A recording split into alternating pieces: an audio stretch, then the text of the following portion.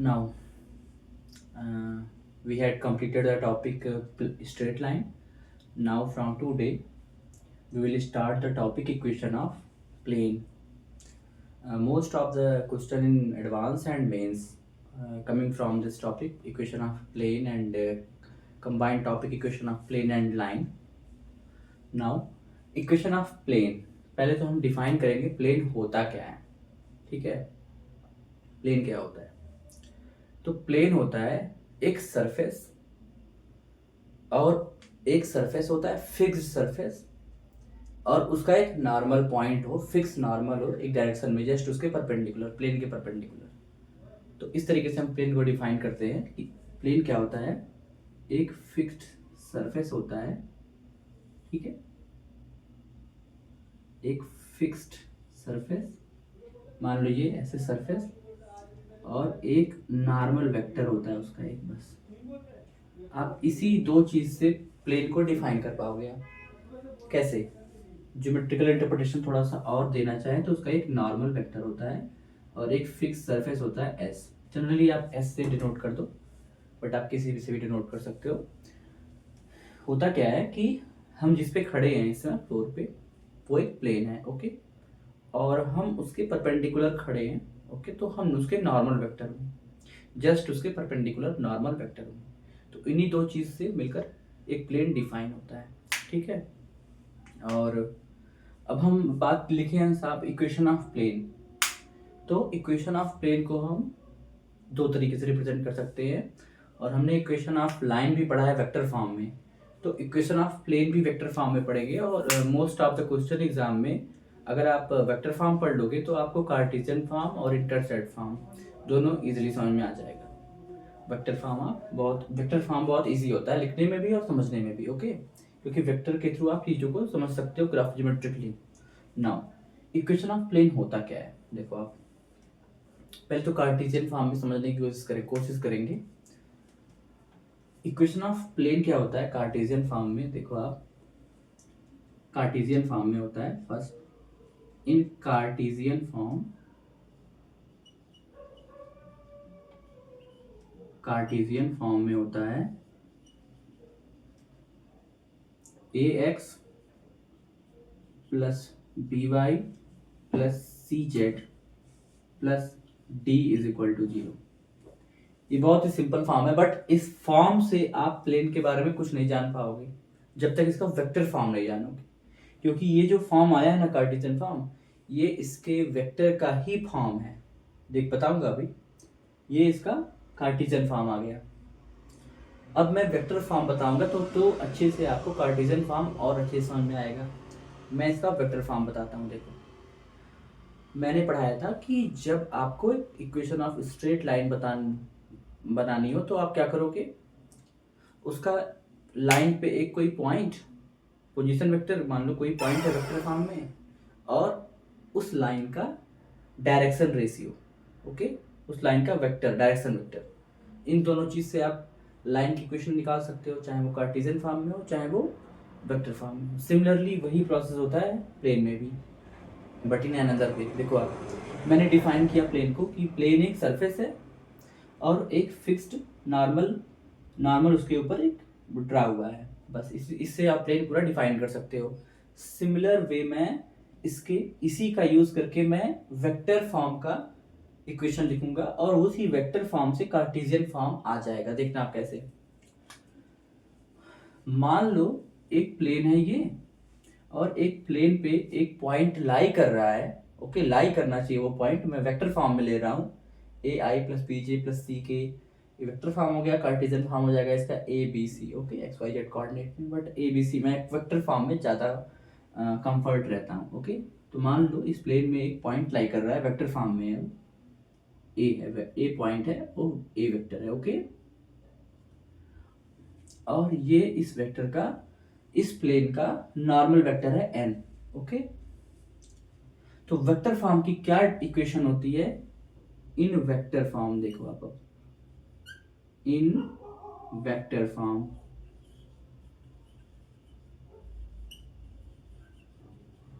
क्या होती है इक्वेशन, आप देखना जरा. देखो, r dot N, a n vector है, normal vector, is equal to a vector a position vector which is lying on the plane a dot n, बस r dot n is equal to a dot n, where r is a vector xi plus yj plus zk, ये है यहाँ पे r। Okay, अगर आप यही r यहाँ पे उठा के सब्स्टिट्यूट करो, आप इसी इक्वेशन को क्या ऐसे लिख सकते हो, बताओ जरा, r dot n minus A dot n equal to 0। मैंने कुछ नहीं किया, इसको इधर लेके चला आया। अब देखो, आप यहां से आप एन को कॉमन ले सकते हो, आप ये वेक्टर डॉट प्रोडक्ट में हम कर सकते हैं। ओके, अलाउ है। R minus A dot n equal to 0 कर सकते हैं। अब आप r की वैल्यू यहाँ पे आप पुट करो। ओके, आप r की वैल्यू आप यहाँ पे पुट करो, या फिर आप यहाँ पे पुट करो, यहीं पे पुट कर दो, यहीं पे। ओके, यहीं पे पुट कर देंगे r की वैल्यू, तो क्या आ जाएगी मेरी, देखना आप, r डॉट n, तो r है मेरा xi plus yj plus Z के डॉट, अब मेरा नॉर्मल वेक्टर जो भी होगा वो भी एक्स ए आई प्लस बी जे प्लस सी के फॉर्म में, नहीं सॉरी, ए तो यहाँ ले लिए हैं, वो भी कोई वेक्टर ही तो होगा, उसमें भी आई जे के कंपोनेंट होंगे। अब मान लो वो आई जे के कंपोनेंट हैं, मैंने ए तो इसको मान लिया है, चलो ठीक है, कोई बात नहीं। आप मान लो वो नॉर्मल वेक्टर है इसका, ये नॉर्मल वेक्टर मैंने ले लिया है, पी आई plus Q j p plus p q m m के। ओके, बहुत सारे अल्फाबेट है, कोई भी ले सकते हो आप। तो नॉर्मल वेक्टर की वैल्यू यहां पुट कर दो आप, पी आई प्लस क्यू जे प्लस एम के, okay, equal to A dot N, A dot N. अब देखो आप, ये ए भी मुझे पता रहेगा और एन भी मुझे पता रहेगा, तो मैं यहां से, ये क्या आएगा, वेक्टर का डॉट प्रोडक्ट है, क्या आएगा, एक स्केलर क्वांटिटी आएगी वहां पे, और ये क्या आएगा, p x plus q y plus m z equal to, ये सॉल्व करने पे मान लो समथिंग कोई कांस्टेंट डी आ रहा है। ओके, तो आप देखो, ये इक्वेशन प्लेन का और ये इक्वेशन प्लेन का, दोनों आप देख लो एक जैसे दिख रहे हैं, तो एग्जैक्टली वेक्टर फॉर्म से ही मेरा कार्टेशियन फॉर्म आता है। ओके, तो हम वेक्टर फॉर्म पढ़ेंगे, कार्टेशियन फॉर्म अगर आ गया तो एक बात और देखो आप, मैंने नॉर्मल वेक्टर क्या माना था यहाँ पे, P Q और M। नॉर्मल वेक्टर मेरा क्या था, पी आई प्लस क्यू जे प्लस एम, के कोऑर्डिनेट में लिखे तो ऐसे, P normal vector equal to क्या था, P Q M। और जब मैंने कार्टेशियन फॉर्म में वेक्टर की इक्वेशन लिखी तो x का कोफिशिएंट क्या आया मेरा P, y का कोफिशिएंट क्या मेरा आया Q, z का कोफिशिएंट आया M। इट मीन्स दैट हम अगर प्लेन की इक्वेशन लिखते हैं तो जो एक्स वाई जेड का जो कोफिशिएंट है वो और कुछ नहीं, इस प्लेन का नॉर्मल वेक्टर होता है। तो इट मीन्स दैट यहाँ पे जो ए बी और सी है वो इस प्लेन का नॉर्मल वेक्टर है, इसका बहुत यूज करेंगे हम। और अगर मैं ऐसे बोल देता कि ए बी सी इस प्लेन का नॉर्मल वेक्टर है तो शायद नहीं समझ में आता, बट अगर आप वेक्टर फॉर्म के थ्रू आप जाओगे तो आपको फील होगा, रियलाइज होगा कि how the p q and m are the direction ratios. जब इसको पी क्यू एम फॉर्म में लिखेंगे तो ये डायरेक्शन रेशियो हो जाएगा नॉर्मल वेक्टर का, नॉर्मल लाइन का, और इसी को वेक्टर फॉर्म में लिख देंगे तो जनरली डायरेक्शन ही बताएगा। ठीक है, तो ये बात इंपॉर्टेंट थी। नाउ इसका स्क्रीनशॉट ले लो।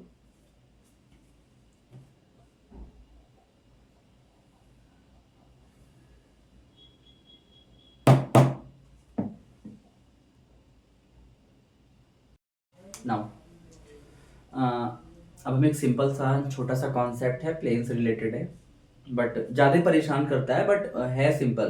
तो एक बार आप समझ लोगे तो आगे परेशान नहीं करेगा। बट मैं 3 डायमेंशनल प्लेन का एक फिगर बनाता हूँ, क्यूबिकल फिगर है, सब लोग बनाए होंगे। आप लोग देखो, आप ये देखो,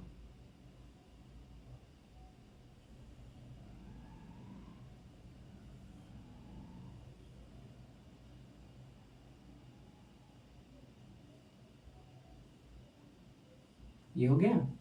अब आप यहाँ पे एक्सिस निकाल दो इसका, ये एक्स एक्सिस, ये वाई एक्सिस एंड ये जेड एक्सिस। ओके, ये वाई एक्सिस, ये एक्स एक्सिस और ये है जेड एक्सिस।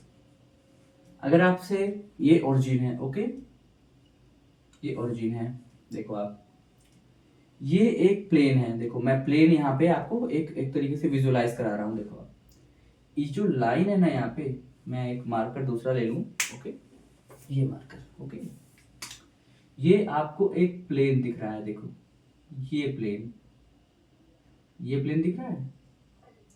इस प्लेन को आप थोड़ा सा जूम इन कर दो, ओके, थोड़ा सा ऐसे बढ़ा दो, तो एक प्लेन आपको दिखेगा ऐसे, एक प्लेन दिखेगा ऐसे, ओके। देखो एक प्लेन दिख रहा है ना, ये प्लेन है क्या? ये प्लेन है मेरा एक्स एक्सिस और वाई एक्सिस से मिलता हुआ प्लेन है, ओके। तो अगर इसको डिफाइन करना होगा कि a plane containing X axis and Y axis, मतलब एक्स वाई प्लेन है ये। आप लिखोगे इसको एक्स वाई प्लेन, मतलब जहां पे जेड इक्वल टू 0 हो। तो आप कैसे डिफाइन करोगे? एक्स वाई प्लेन मतलब जेड एक्सिस 0 हो, an x Y plane, x Y plane मतलब जेड इक्वल टू 0 होगा। अच्छा, अब इसी तरीके से आप कोई भी ले लो, कोई भी ले लो, आप जेड एक्सिस का ले सकते हो और एक्स एक्सिस का ले सकते हो, ओके। आपको यहाँ पे विजुलाइज हो रहा है जेड एक्सिस और एक्स एक्सिस, यहाँ पे क्लियर हो रहा होगा। ये वाला आपको ऐसे ही यहाँ पे मिलेगा, इसको आप थोड़ा सा इलांगेट करोगे आप इसको ऐसे, तो आपको ये एक प्लेन दिख रहा होगा ऐसे साइड, ठीक है। तो यहाँ पे y axis and z axis, तो यहाँ पे वाई जेड एक्सिस के अलोंग एक प्लेन होगा, वाई जेड एक्सिस के अलोंग एक प्लेन होगा, y z plane, sorry y and z plane. तो यहाँ पे x इक्वल टू 0 हो जाएगा। सिमिलरली आप उधर जाओगे जब x एंड z एक्सिस के अलोंग, तो यहाँ पे x जेड प्लेन के अलोंग, तो यहाँ पे y इज इक्वल टू 0 हो जाएगा। इसका बहुत यूज है। इसका यूज इस तरीके से होता है कि आपको आपको अगर एक्स वाई प्लेन में एक प्लेन की इक्वेशन दी हुई हो और वहां पे जेड का टर्म, जेड की कोफिशिएंट कुछ हो, तो उस कोफिशिएंट को आप इक्वेट कर सकते हो 0 के बराबर और वहां से हमको कुछ वैल्यू मिल जाएगी। तो हम प्लेन के इक्वेशन में बताएंगे, आगे आएगा, बट ये चीज इंपॉर्टेंट है। आप इस चीज को यहाँ पे विजुअलाइज कर लो। जैसे यहाँ पे एक्स वाई प्लेन है, तो यहाँ पे जेड का कोई कंपोनेंट नहीं है, तो जेड का कंपोनेंट नहीं है, तो यहाँ पे जेड इक्वल टू 0 हो जाएगा। सिमिलरली यहाँ पे एक्स इक्वल टू 0 हो जाएगा, सिमिलरली यहाँ पे वाई इक्वल टू 0 हो जाएगा, ओके। अब इसको नोट कर लो।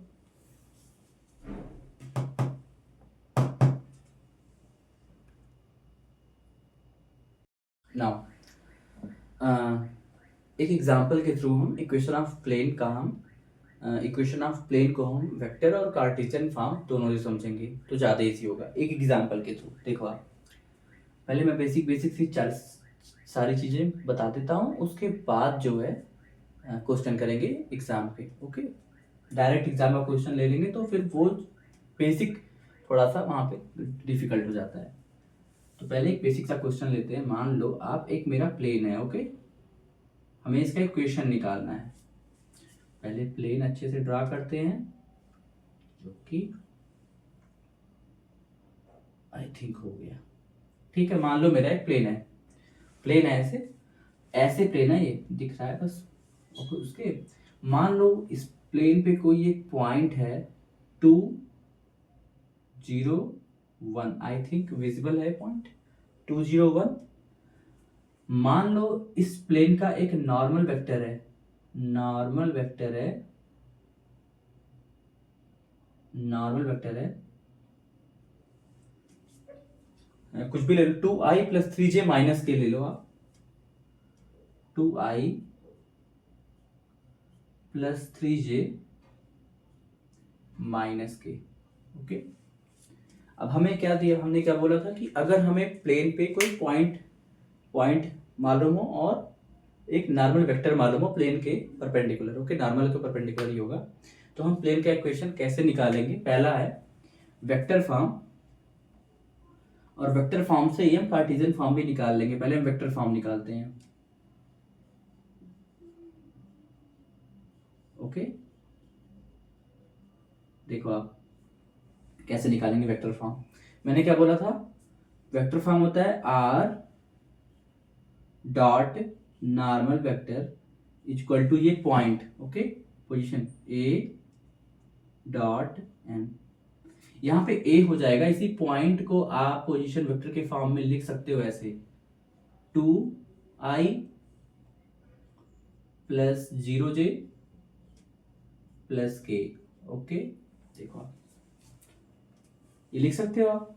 अब देखो आप, अब मैं यही पुट करूंगा, यहाँ पे है वेक्टर फॉर्म में, तो इक्वेशन क्लियर हो जाएगा ऐसे r dot 2i plus 3j minus के is equal to a dot n। a मेरा ये है डॉट n, तो मैंने बोला था आप वेक्टर के कोऑर्डिनेट्स को उसमें लिखा करो, इस पे पॉइंट फॉर्म में, आप फटाफट आपका हो जाएगा 2 0 1 a हो गया डॉट n 2 3 माइनस 1। ओके, आप कर लो, इज इक्वल टू क्या आ जाएगा 2 2 जा 4 प्लस 0 3 जा 0 1 और माइनस 1। ओके, तो इक्वल टू 3, तो क्या आ गया r dot n equal to 3। ये हो गया मेरा equation of plane in vector form. अब इसी से मैं कार्टेशियन फॉर्म निकाल दूंगा, देखना आप कैसे। r मेरा क्या था, r कोई मान लो पोजीशन वेक्टर था xi plus yj plus zk। Okay, dot n मेरा क्या था, n था मेरा 2i plus 3j minus k, 2i plus 3j minus के इज इक्वल टू, देखो आप r dot n equal to a dot n, तो 3 ही आएगा, इज इक्वल टू 3 कर दो। तो एक बात समझ में आई, जो d की वैल्यू होती है वो नथिंग, वो कुछ नहीं होती है, वो a डॉट n ही होती है। तो r dot n equal to a dot n वो d की वैल्यू होती है। ओके, अब देखो x का 2 से होगा तो 2x, y का 3 से होगा तो प्लस 3y, z का माइनस के से साथ होगा तो माइनस z इक्वल टू 3। ये लो, कार्टेशियन फॉर्म में भी प्लेन की इक्वेशन आ गई, देखा। तो वेक्टर फॉर्म हुआ या फिर कार्टेशियन फॉर्म हुआ, यहाँ पे सेकंड में लिख देता हूं कार्टेशियन फॉर्म, सी फॉर्म लिख देता हूं, ठीक है, सी फॉर्म कार्टेशियन फॉर्म, और यह है वेक्टर फॉर्म। देखा, इजी था, आप स्क्रीनशॉट ले लो इसका।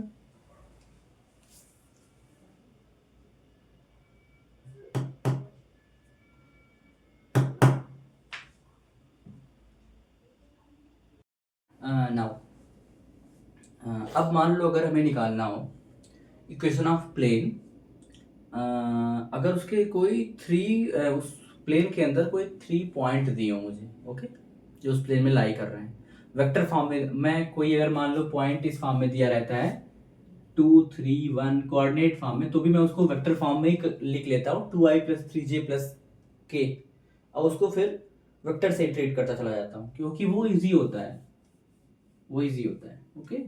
तो मान लो मेरे पास प्लेन है एक, ये इंपॉर्टेंट है, ये मेरे पास एक प्लेन है,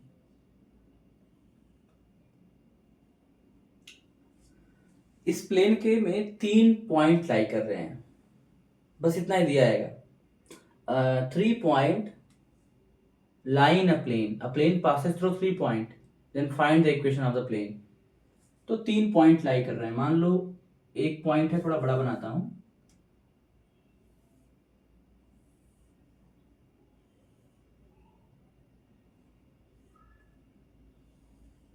थोड़ा बड़ा, ठीक है चलो। मान लो एक पॉइंट है ए वेक्टर है, वेक्टर फॉर्म में लिख रहा हूं, और एक है बी वेक्टर, और एक है सी वेक्टर, ओके। अब देखो आप, मुझे इससे जो है इक्वेशन ऑफ प्लेन चाहिए, इस प्लेन की इक्वेशन मुझको चाहिए। तो देखो सिंपल सा फंडा है, हल्का सा वेक्टर यूज होगा। मुझे क्या चाहिए, प्लेन के अंदर पॉइंट तो मेरे पास 3 दे रखे हैं, और मुझे चाहिए इस प्लेन का नॉर्मल वेक्टर। वो कैसे निकलेगा, इस प्लेन के अंदर पॉइंट तो 3 दे रखे हैं, नॉर्मल वेक्टर कैसे निकलेगा इस प्लेन का। देखो आप क्या करो, ए से बी को ज्वाइन कर दो और ए से सी को ज्वाइन कर दो, ओके। अब ये दो वेक्टर हो गए इस प्लेन में, और एक ही प्लेन में लाई, ये दोनों वेक्टर एक ही प्लेन में लाई कर रहे हैं, a b and a c, okay. A b and a c, 2 vector lie in a plane, तो इनका क्रॉस प्रोडक्ट क्या होगा, cross product of A b and a c is the normal vector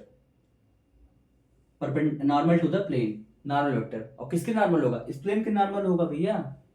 तो मुझे मिल गया, पॉइंट मिल गया, क्या इसको बोलते हैं 3 point form, equation of plane in 3 point form, equation in 3 point form,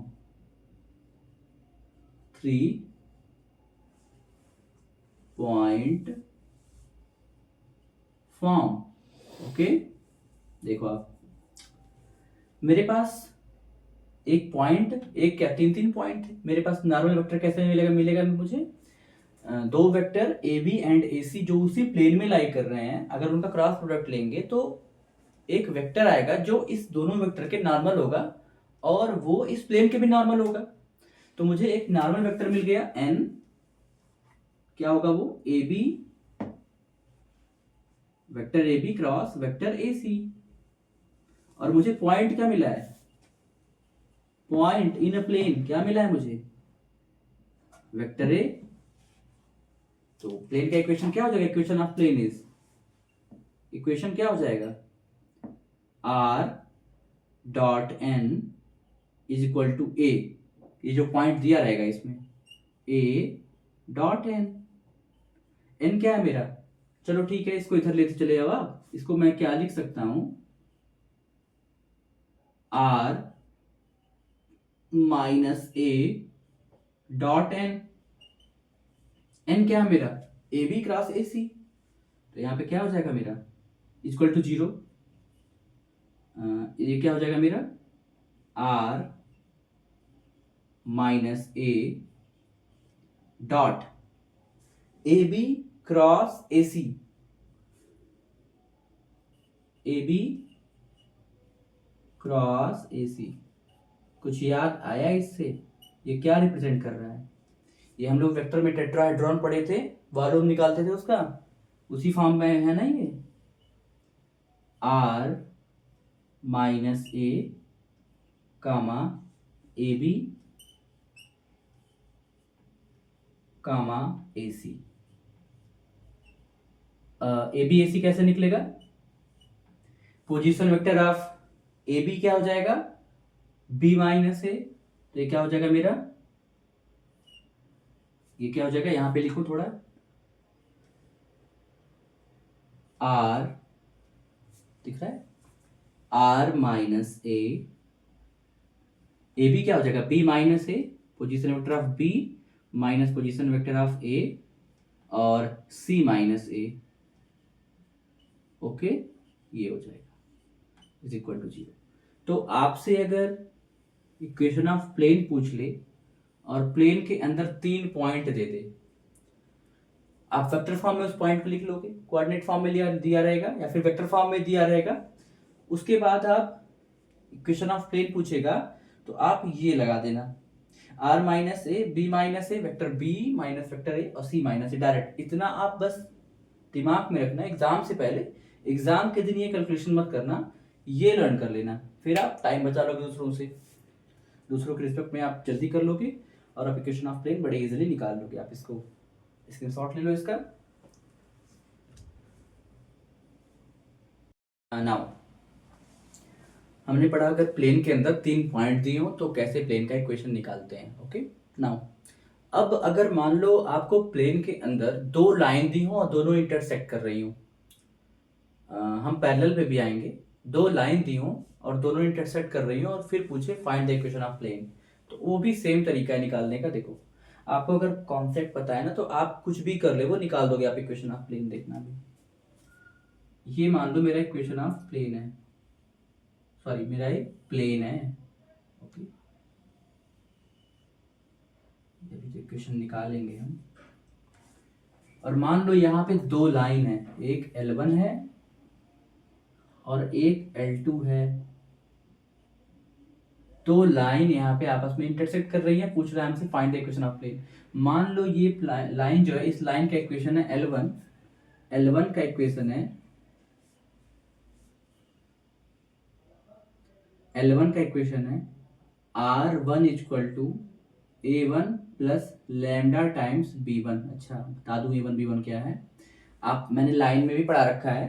A1 is a point from which the line 1 is passes through, okay, A1 and A2, sorry L2 क्या हो जाएगा, and B1 is the direction ratio of this line, B1 is the direction ratio and similarly L2 क्या हो जाएगी, line R2 is equal to A2 plus lambda times B2। Okay, तो मेरी L2 क्या हो जाएगी, ये लाइन पास कर रही है A2 से और इसका डायरेक्शन रेशियो है B2, B आई थिंक दिख नहीं रहा होगा, B2। अब देखो आप, हमें 2 लाइन दी है और दोनों प्लेन में इंटरसेक्ट कर रही हैं और मुझे पूछ रहा है कि find the equation of plane. तो इसका हेडिंग क्या हो सकता है, हेडिंग क्या डालें इसका, equation of plane containing 2 intersecting line लिख सकते हैं। मिल गया, equation of plane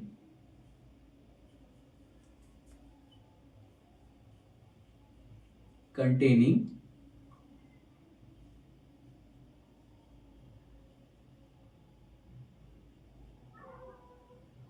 intersecting line,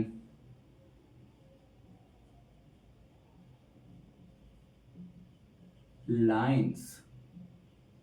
okay, तो मुझे क्या चाहिए प्लेन का इक्वेशन निकालने के लिए, प्लेन के अंदर एक पॉइंट तो मेरे पास 2 दे रखी हैं भैया।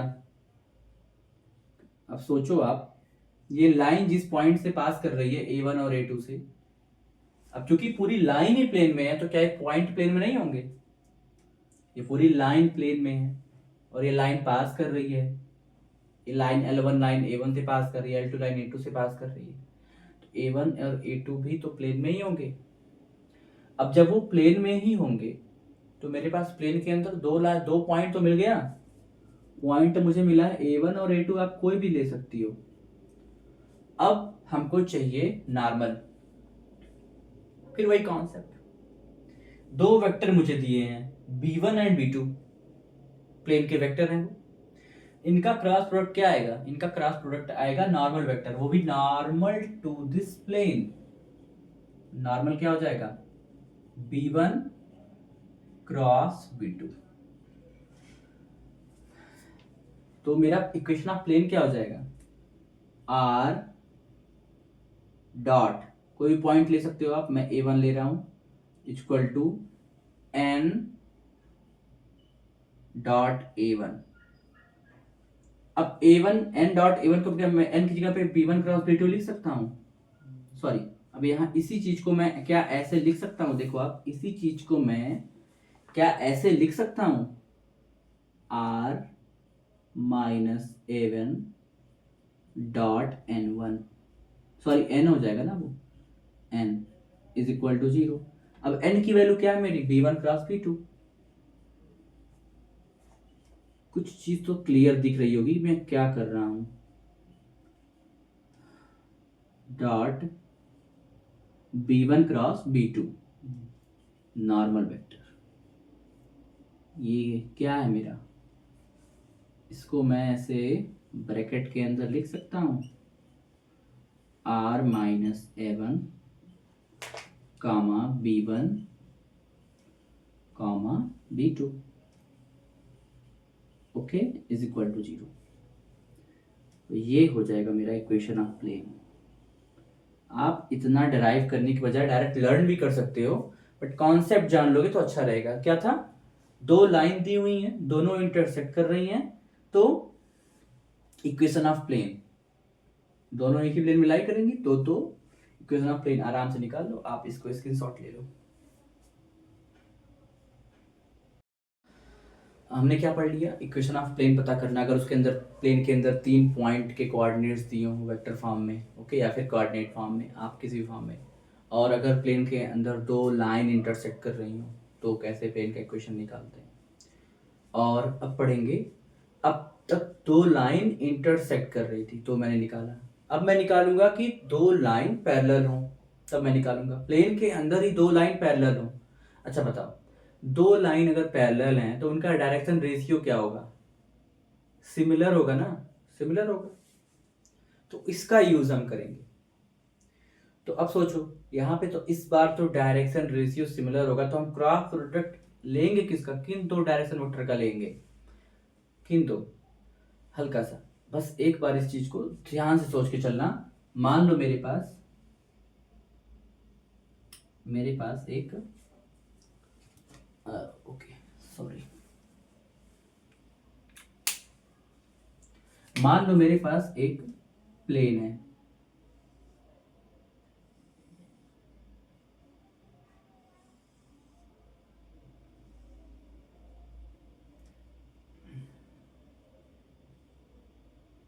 ओके, ठीक है। यहाँ पे दो पैरेलल लाइन है। पिछले कॉन्सेप्ट में क्या था कि दो लाइन आपस में इंटरसेक्ट कर रही हैं, इस बार क्या है? दो लाइन आपस में पैरेलल हैं, ओके, पैरेलल कर दो। ये लाइन L1 है और ये लाइन L2 है, ओके, ऐसे लेते हैं। इसको हेडिंग क्या दे सकते हैं हम? Equation of plane containing two parallel line, obviously. तो equation of the plane containing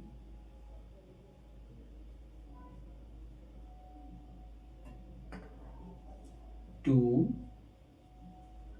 parallel lines, okay. देखो अब देखना है इसको, इंटरेस्टिंग है, थोड़ा सा ट्विस्ट है बट अच्छा है। देखो मान लो ये L1 लाइन है जो मेरी, वो उसका इक्वेशन है R is equal to A1 plus lambda B। अब देखो आप, चूंकि ये दोनों लाइन पैरेलल हैं तो इनके जो डायरेक्शन रेशियो, ये मतलब डायरेक्शन वेक्टर जो होगा वो सिमिलर होगा। मान लो वो B वेक्टर है और ये भी B वेक्टर है, ओके। और लाइन जो L2 होगी मेरी, वो R is equal to A2 plus lambda times, फिर वही सेम डायरेक्शन रेशियो सेम होंगे, डायरेक्शन वेक्टर सेम होंगे, ओके। तो देखो ये लाइन पास कर रही है A1 से, ये लाइन पास कर रही है A2 से, तो इसका जो पासिंग पॉइंट है वो A1 है और ये है A2। तो पॉइंट तो मेरे पास दिए हुए हैं, दो दो पॉइंट है। मुझे चाहिए क्या? मुझे चाहिए नॉर्मल वेक्टर। अब इस बार इन दोनों के डायरेक्शन का हम क्रॉस भी नहीं ले सकते। पूछो क्यों? इसलिए क्योंकि ये दोनों भैया इस बार पैरेलल ही हैं, या फिर सिमिलर है तो क्रॉस किसका लेंगे। तो देखो आप क्या करो, आप क्या कर दो, ये चूंकि ये दोनों लाइन पैरेलल हैं तो आप A1 से A2 को ज्वाइंट कर दो आप, ठीक है। ये मान लो मेरा A2 है, कहीं भी आप ले सकते हो A2, बस क्या करो A1 से A2 को क्या कर दो, ज्वाइंट कर दो, ज्वाइंट कर दो आप, ठीक है। तो ये मेरी एक लाइन बन जाएगी AB करके, ये वेक्टर AB, ओके। अब देखो आप क्या करो, इस वेक्टर को तो आप, इस वेक्टर का तो आपको पोजीशन वेक्टर पता रहेगा, ओके। अब देखो B, ये दो L1 is parallel to L2 है, बट अच्छा क्या AB क्या पैरेलल है? AB तो नहीं पैरेलल रहेगी ना, AB is not parallel to L1। अब मैं क्या करूंगा, AB का मैं पोजीशन वेक्टर, AB वेक्टर निकाल लूंगा। AB वेक्टर क्या हो जाएगा, vector AB is not parallel to line L1 का डायरेक्शन मतलब B1, B के पैरेलल नहीं है वो तो नहीं है ना AB वेक्टर। और अब क्या करो आप, AB क्या है मेरा, A2 minus A1 is not parallel to B, मतलब, और ये जो वेक्टर है और ये जो वेक्टर है और ये जो वेक्टर है वो तो इसी प्लेन में लाई कर रहा है। अब ये वेक्टर और ये वेक्टर आपस में एक इंटरसेक्टिंग वेक्टर के जैसा ट्रीट करेंगे, दोनों सेम प्लेन में लाई कर रहे हैं। इनका क्रॉस प्रोडक्ट क्या देगा, इनका क्रॉस प्रोडक्ट देगा हमको एक नॉर्मल वेक्टर, किसके, normal to the plane.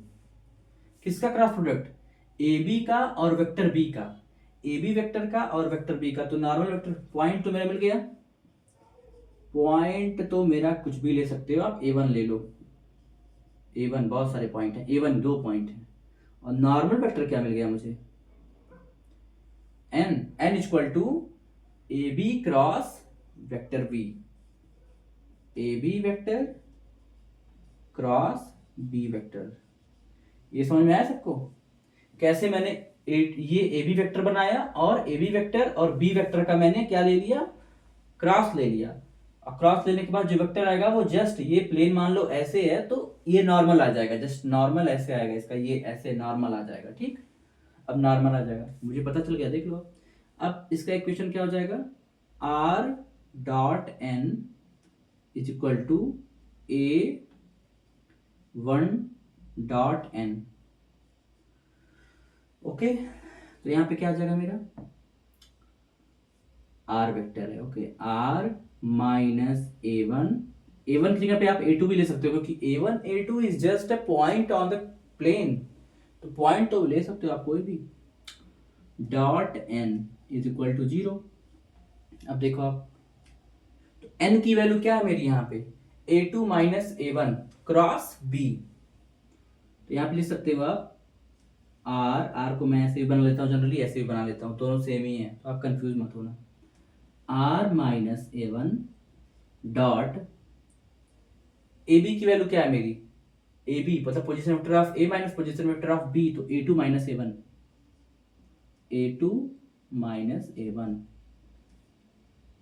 Sorry A2 minus A1 vector cross B vector. ये क्या है, ये फिर दिख रहा होगा, दिख रहा हो, एक ही कॉन्सेप्ट पे तीन फार्मूला ऑफ प्लेन मेरे जनरलाइज हो गए, ठीक है। क्या निकल के आ गया, R माइनस A1 और यहां पे क्या आ जाएगा, A2 minus A1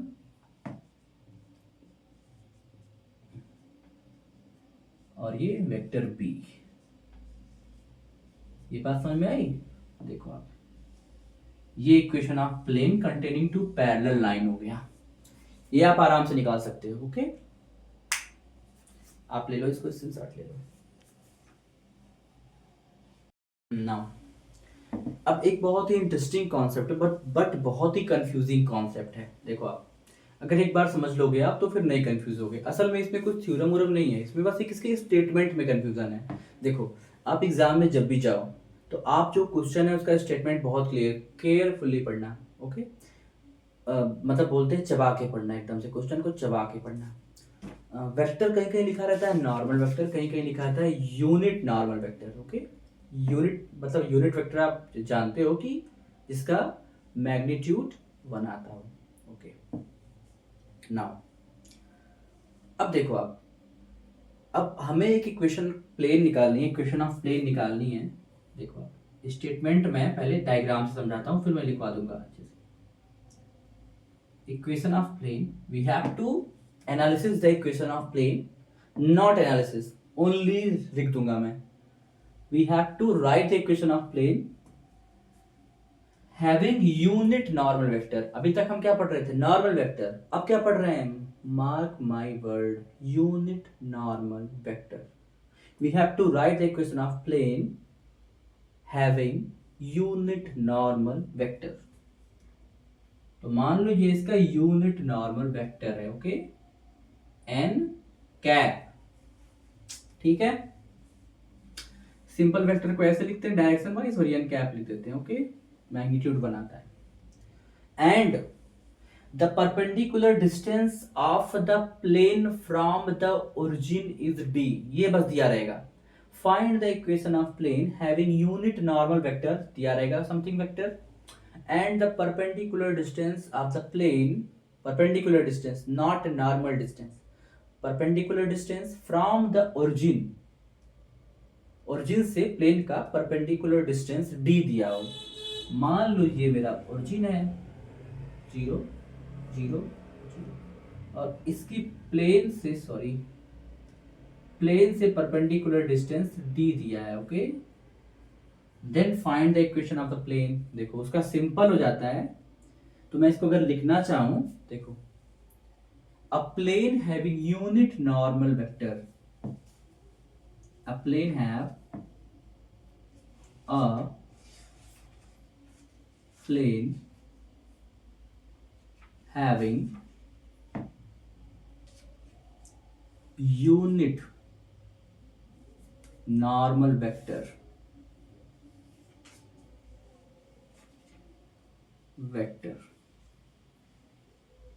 and perpendicular distance from the origin।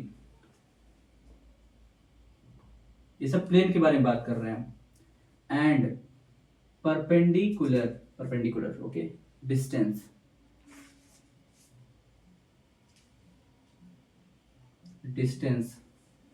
from origin is d। a plane having unit normal vector n cap लिख दूं यार, n cap, okay, and perpendicular distance from the origin is d। I think it is visible, okay, here d is like this। मैंने बोल के तो पहले समझा ही दिया, तो अब लिखने में कोई बात नहीं। Perpendicular distance from the origin is d, then the equation of plane is, then equation of plane is, देखो आप, r dot n cap is equal to d, ये होता है। बहुत बड़ी गलती कर जाते हैं बच्चे, मैं भी दिखाता हूँ आपको। देखो आप इसको नोट कर लो, फिर मैं आपको इस पे एक क्वेश्चन लगवाता हूँ, आप इसको नोट कर लो। नाउ अब देखो आप, अगर जो हमने अभी जस्ट जो कॉन्सेप्ट पढ़ा है उस पे अगर क्वेश्चन करने जाएं तुरंत, तो देखो अभी जो मैंने कॉन्सेप्ट तो बहुत पढ़ा, अच्छे से बताया। अब देखो क्वेश्चन कैसे आता है उस पे। देखो आपको कुछ भी अगर ये कॉन्सेप्ट जो नहीं पढ़ा होगा वो नहीं कर पाएगा, कहीं से भी कर ले, कोई भी प्लेन का कॉन्सेप्ट लगा ले घुमा फिरा के, ये कॉन्सेप्ट नहीं पढ़ा है तो नहीं कर पाएगा, होता है, ठीक है। अब देखो आप, फाइंड द, अगर मैं क्वेश्चन लिखूं, find the equation of plane in vector form having perpendicular distance from origin is 8 unit and its normal vector is, देखो देखो देखो देखो, हाँ क्वेश्चन फ्रेम हो गया, दिमाग में देख लो। इसको मैं लिखता हूं अच्छे से, ठीक है, अभी देखना। Equation of plane in vector form.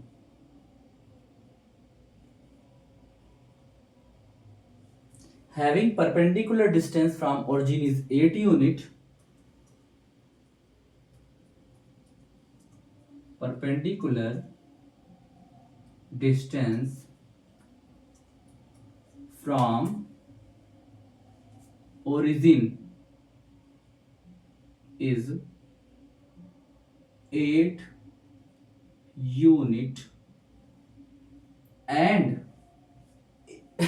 normal vector is, unit नहीं बोलेगा, वो बोलेगा simple normal vector is, and normal vector to the plane,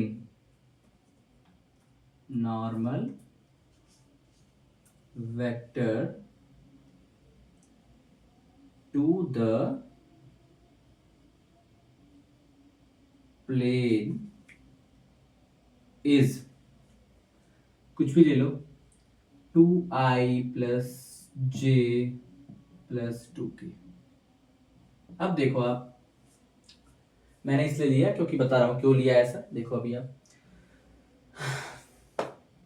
अब देखो इसका निकालना है।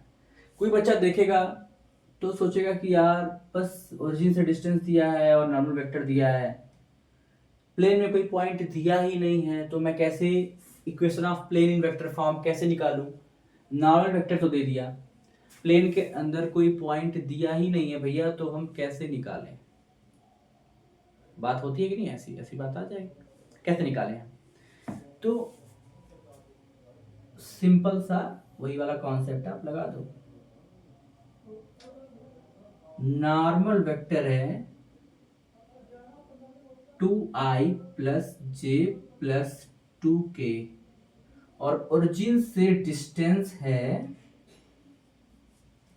ओरिजिन से डिस्टेंस है परपेंडिकुलर डिस्टेंस, परपेंडिकुलर डिस्टेंस देखो आप मार्क करना, ठीक है, मार्क करना, परपेंडिकुलर डिस्टेंस दिया रहा है क्वेश्चन में, तभी ये आप लगाना, ठीक है।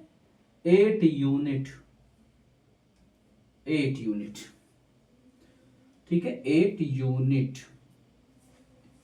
तो क्या करोगे आप? तो फार्मूला मेरा क्या होता है? Are dot unit vector is equal to D.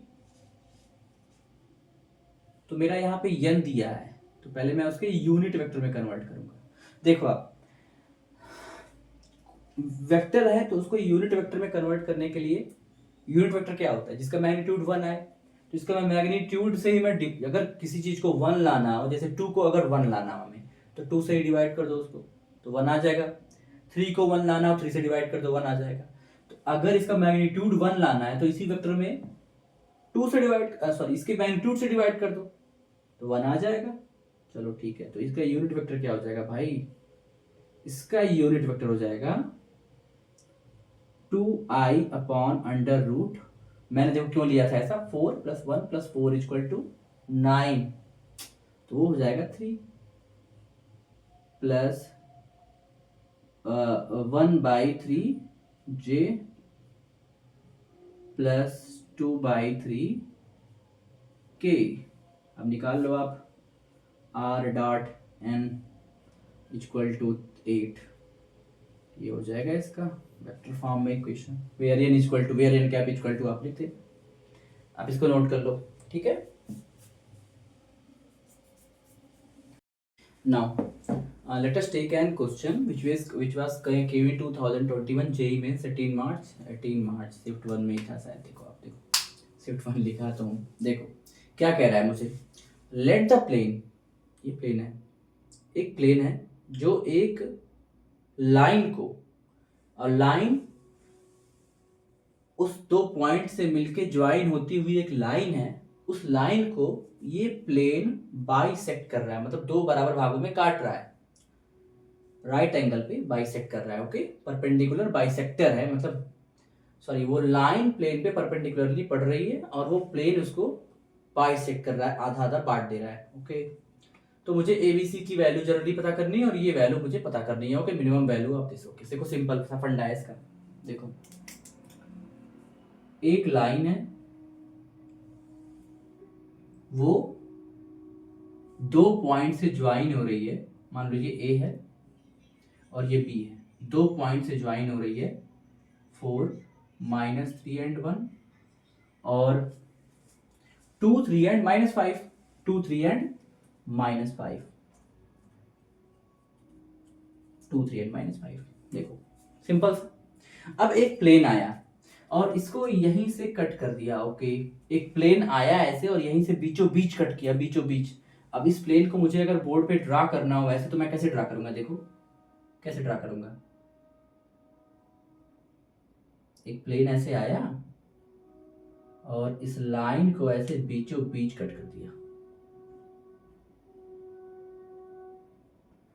ठीक है, देखो कट कर दिया परपेंडिकुलरली।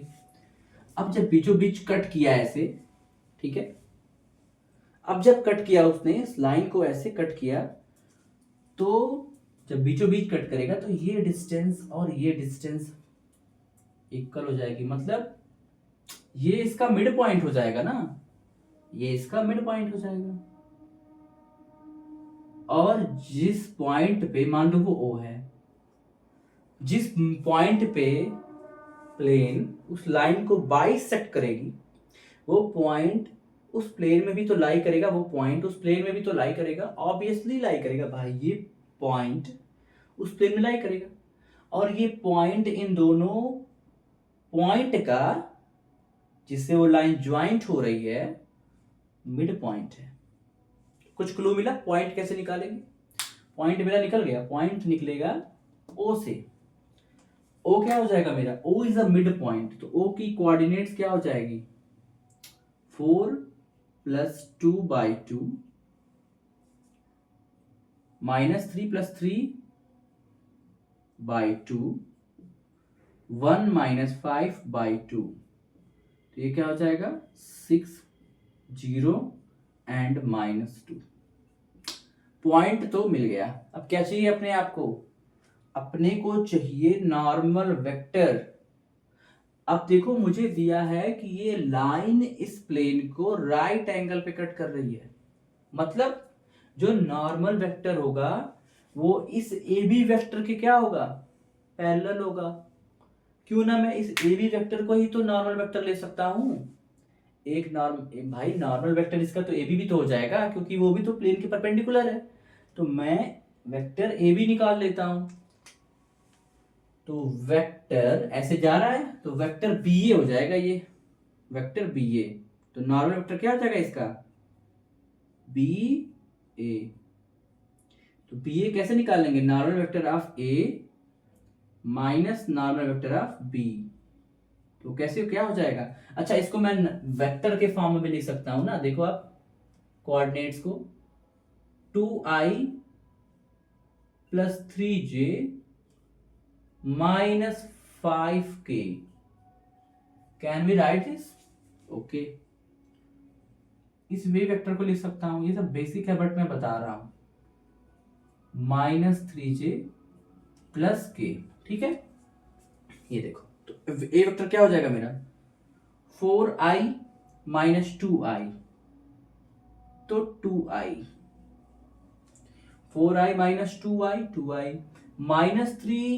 -3 देखो अब -3 तो -6j। और क्या हो जाएगा? 1 माइनस पहले से लगाया यहाँ पे, तो माइनस माइनस प्लस 1 + 5 = 6k। ये आ गया। और मैंने बताया था ना, देखो अगर कोई वेक्टर दिया है उसके खाली हमको डायरेक्शन से मतलब है, तो अगर वो किसी नंबर का मल्टीपल हो रहा है तो वो नंबर सब में से डिवाइड कर दो कॉमन नंबर का। तो यहाँ पे देखो आप 2 इन सब का मल्टीपल है। देखो आप यहां से इसको लिख सकते हो i 2 से डिवाइड करके, 2i - 3j + 3k। आप वेक्टर को बिंदास आप ऐसे कुछ कॉमन मिले आप हटा दिया करो फटाक से। जैसे मैट्रिक्स में नहीं करते थे, कोई रो में कुछ टर्म कॉमन मिल गया तो उससे डिवाइड कर दिया फटाक से, खत्म। ठीक है, सिमिलरली यहाँ पे होता है। सॉरी डिटरमिनेंट में। अब मेरा क्या हो जाएगा, मुझे नॉर्मल वेक्टर मिल गया, मुझे पॉइंट मिल गया, इक्वेशन ऑफ प्लेन क्या हो जाएगा बताओ, इक्वेशन ऑफ। और एक बात और देखो, मैंने बताया था ना, अच्छा इसको इसको इस फॉर्म में लिखेंगे तो 1 माइनस 3 एंड 3 हो जाएगा। अच्छा याद करो, पहला कुछ मिनट पहले पहला जो मेरा अभी लेक्चर स्टार्ट हुआ था, तो ए बी सी मैंने क्या बोला था, a B c is nothing, here the equation of plane ये है, तो इसका ए बी सी क्या था मेरा, ए बी सी था मेरा normal vector, A B c क्या था मेरा, ये था normal vector of this plane. Normal vector मेरा क्या है 1 माइनस 3 एंड 3, तो यहाँ पे ए मेरा क्या हो जाएगा 1, बी हो जाएगा -3 एंड सी हो जाएगा 3। अब मुझे ए पता चल गया, बी पता चल गया, सी पता चल गया, तो इसमें पुट कर दो तो क्या हो जाएगा, एक्स प्लेन के इक्वेशन में पुट कर दो, x -3y plus 3z plus D is equal to 0। अब देखो चूंकि ये प्लेन पास कर रहा है ओ से, तो ओ पॉइंट इस प्लेन पे सेटिस्फाई करेगा कि नहीं करेगा बताओ, करेगा ना, तो 6 0 एंड -2 यहाँ पे पुट कर दो, 6 एक्स वाई जेड की जगह पे -3 into 0 and -2 plus 3 into -2 plus D is equal to 0। यहाँ पे आप कर दो साथ, तो 6 और -6 और ये 3 2 जा -6 plus D is equal to 0। तो यहां से क्या आ जाएगा आपका d is equal to 0। Okay देखते हैं, ओके अब यहां से मैं अगर निकालूं तो अच्छा एक चीज और निकाल सकते हैं यहाँ पे हम, d की वैल्यू तो ये आई मेरी। अच्छा d की वैल्यू एक तरीके से और हमने बताया था क्लास में, एक तरीके से और बताया था, a डॉट n की वैल्यू भी d होती है। तो ये d, ये a क्या है जिससे प्लेन पास कर रहा है, इसको मैं पॉइंट फॉर्म में लिख रहा हूं 6 0 एंड -2। n क्या है मेरा नॉर्मल वेक्टर है 1 -3 एंड 3, तो ये क्या आ जाएगा मेरा 6 मल्टीप्लाई करेंगे 6 0 एंड -2 एंड 3, तो यहाँ पे हो जाएगा मेरा -6। तो डी मेरा देखो यहां से भी डी मेरा 0 आ रहा है, डी मेरा क्या आ रहा है 0। अब देखो आप, अब मैं यहाँ पे ए बी सी की वैल्यू उठा के सब्स्टिट्यूट कर दूंगा, ठीक है। तो यहाँ से मैंने ए बी सी की वैल्यू सही निकाली है ना, 2 - 4 -2, ठीक है। तो यहाँ पुट करते हैं, अगर a square plus B square plus C square plus D square, तो यहाँ से अगर a की वैल्यू पुट करेंगे तो 1 का स्क्वायर प्लस -3 का स्क्वायर प्लस 3 का स्क्वायर प्लस 0 का स्क्वायर, तो यहाँ पे आ जाएगा आपका, इसको अगर ले हल्का सा तो 1 + 9 + 9, तो यह आ जाएगा आपका 9 2 जा 18 प्लस 1 19। हाँ आप इसको कॉपी कर लो।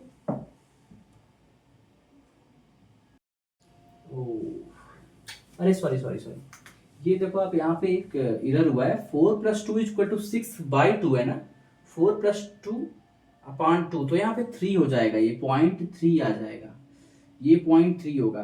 तो यहाँ पे अगर 3 आएगा 3 0 -2, तो यहाँ पे x की जगह पे मैं 3 रखूंगा ना, 6 नहीं रखूंगा, ये गलती हुआ मुझसे, 3। अब 6 - 3 = -3, तो d इज इक्वल टू आ जाएगा मेरा 6 -3, तो d इक्वल टू 3 आ जाएगा ना, यहाँ पे d इज इक्वल टू 3 आ जाएगा। अच्छा यहाँ से भी सॉल्व करें तो यहाँ पे 6 की जगह पे हम 3 पुट करेंगे अगर, तो 3 1 जा 3 और -6, तो d इज इक्वल टू -3 यहाँ भी आ रहा है। ओके ये मिस्टेक हो रहा था, ओके ये मिस्टेक हो रहा था, तो यहाँ पे हम पुट करेंगे। अब मेरा क्या हो जाएगा 3, a की वैल्यू मेरी आ गई, क्या आ गई यहाँ से a की वैल्यू मेरी आ जाएगी तब, और d इज इक्वल टू 3 आ जाएगा मेरा। तो d की जगह पे मैं जहाँ 0 रख रहा था वहां पे भी 3 का स्क्वायर होगा, -3 का स्क्वायर होगा, ओके। तो यहाँ पे 9 9 9 9 3 जा 27, तो यहाँ पे मैं एक और +9 कर रहा हूँ, +9 इज इक्वल टू 27 प्लस 1 28 आ जाएगा मेरा आंसर। ठीक है, तो यहाँ पे मैं लिख देता हूँ A square plus B square plus C square plus D square equal to 1 का स्क्वायर प्लस बी की वैल्यू क्या आ गई मेरी -3 का स्क्वायर प्लस 3 का स्क्वायर प्लस -3 का स्क्वायर इक्वल टू 28। ये मेरा आंसर हो जाएगा। सिंपल था, आप नोट कर लो। अब सॉरी फॉर नाउ अभी हमने जो पिछला क्वेश्चन किया उसी में बेसिक क्वेश्चन है। देखो एडवांस में आया 20 में, मतलब मेंस में आया था, अब इसके पहले वाला ये एडवांस में आया 20 में, 2020 में करंटली। देखो अब मल्टीपल करेक्ट आंसर है इसमें। ठीक है, इसमें से मल्टीपल करेक्ट आंसर है, मतलब पार्शियल मार्किंग भी होगी। क्या कह रहा है देखो, पिछले ही क्वेश्चन की जैसे है, alpha beta gamma with the real number such that ये नॉट इक्वल टू 0 इनका स्क्वायर का sum, alpha plus gamma equal to 1 है, दे दिया। ठीक है, कोई बात नहीं।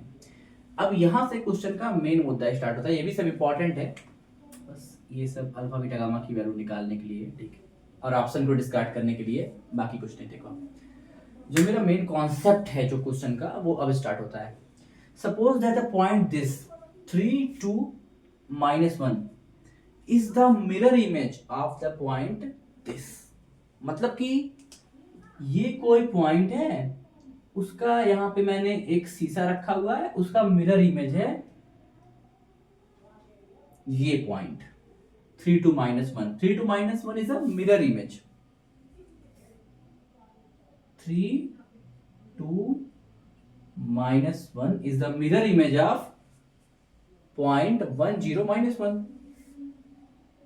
1 0 -1। ओके,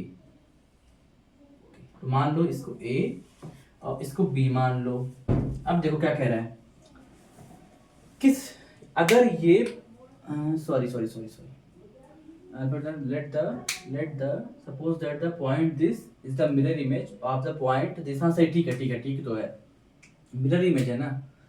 अब with respect to plane this, अब सोचो आप, अगर एक प्लेन ऐसे प्लेन को मान लो शीशा, ठीक है, एक शीशा यहाँ पे मैंने लगा दिया मिरर। अब इसकी इमेज यहाँ पे ऐसे पड़ रही है, ठीक है, ऐसे दिख रही है यहाँ पे।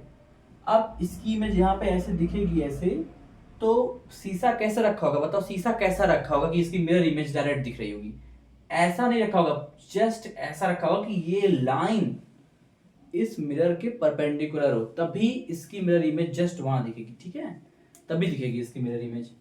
तो मेरा प्लेन कुछ ऐसा होगा, आपको फील हो रहा है ऐसा होगा, ये इसका मिड पॉइंट हो गया और प्लेन मेरा कुछ ऐसा हो जाएगा। ठीक है, इस बार मैंने प्लेन का डायरेक्शन चेंज कर दिया, मुझे अच्छा नहीं लग रहा है, मैं प्लेन का डायरेक्शन उसी तरफ बनाऊंगा। ठीक है,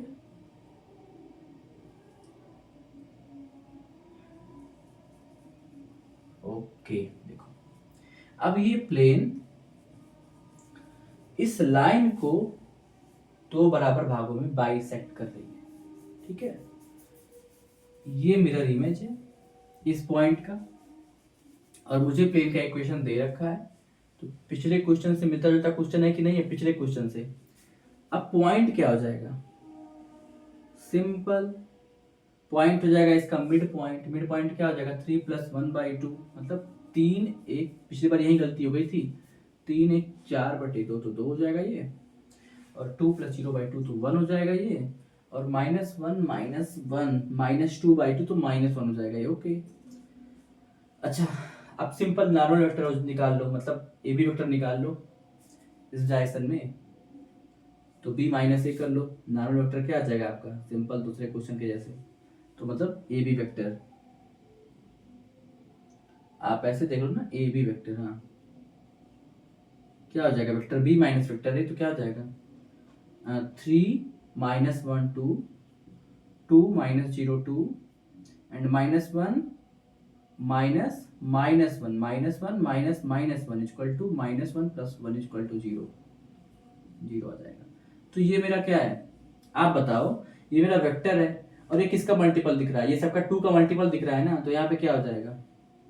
1 1 0 लिख सकते हैं हम सिंपल। इसको 2 से डिवाइड कर दिया, आप वेक्टर में से डिवाइड कर सकते हो। तो अब इक्वेशन क्या हो जाएगा इसका?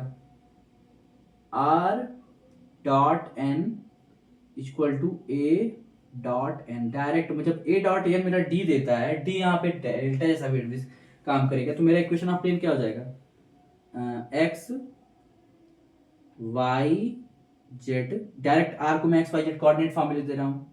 एन क्या हो जाएगा मेरा 110 इक्वल टू ए क्या है मेरा पॉइंट, पॉइंट क्या निकल के आया है 21 - 1। एन क्या है मेरा, फिर से एन क्या है मेरा 110। आप ऐसे ना एग्जाम में ऐसे पॉइंट पॉइंट पॉइंट बना के कर दिया करो, ठीक है, जल्दी होता है इससे। तो यहाँ पे क्या हो जाएगा x plus y plus 0z is equal to 2 + 1 equal to 3।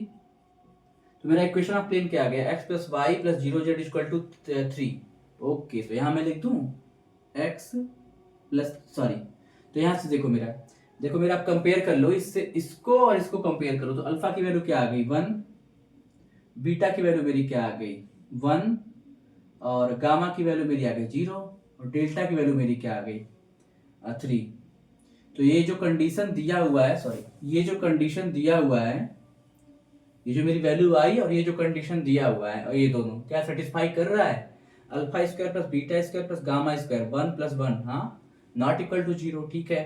क्या alpha plus gamma equal to 1 है, क्या alpha plus gamma, alpha plus gamma, हाँ alpha plus gamma equal to 1 है, alpha equal to 1 gamma equal to 0, तो alpha plus gamma equal to 1 आ रहा है, 1 + 0 equal to 1। Okay now, तो ये मेरा वैल्यू निकल के आ गया। अब ऑप्शन मैच करा लो आप, alpha plus beta equal to 2 सही है ये ऑप्शन, ठीक है।